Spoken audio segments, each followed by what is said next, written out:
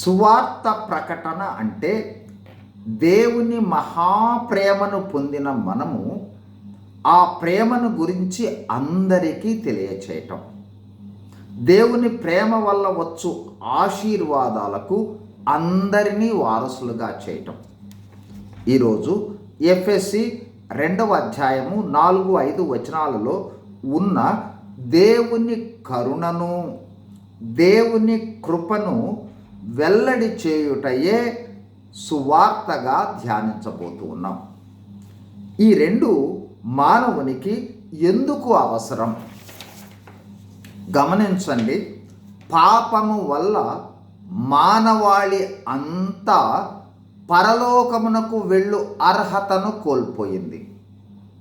2, నరకమునకు పాత్రులయ్యింది. యేసు ప్రభువు ఈ లోకమునకు వచ్చినది కరుణను చూపుటకు, అంటే నరకము నుండి తప్పించుటకు. అంటే పాపము వల్ల మనము దేనికి అర్హులమో దాని నుండి, అంటే నరకము నుండి తప్పించుటయే కరుణ. అందుకోసం ఆ నరక శిక్షను యేసు ప్రభువు కల్వరి శిలువలో భరించి తప్పించాడు. రెండవదిగా, పాపము వల్ల మనము పరలోకమునకు అర్హత కోల్పోయాము. అనర్హులకు దేవుడు ఇచ్చే అర్హతయే కృప. యేసు ప్రభువు కృప ద్వారా మనము పరలోకమునకు పాత్రులమయ్యాము.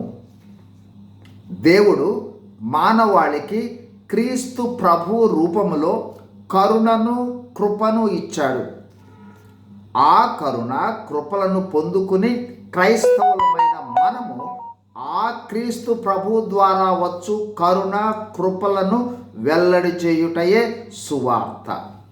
సువార్తను పంచుకుందాం, పరలోక నింపుదలో భాగస్వాములం అవుదాం. God bless you. Thank you.